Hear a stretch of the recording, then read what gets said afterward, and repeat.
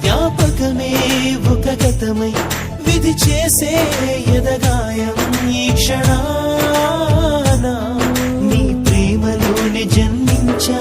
నీ ప్రేమనంత శ్వాసించా నీ ప్రేమతోనే జీవించా నేస్తమా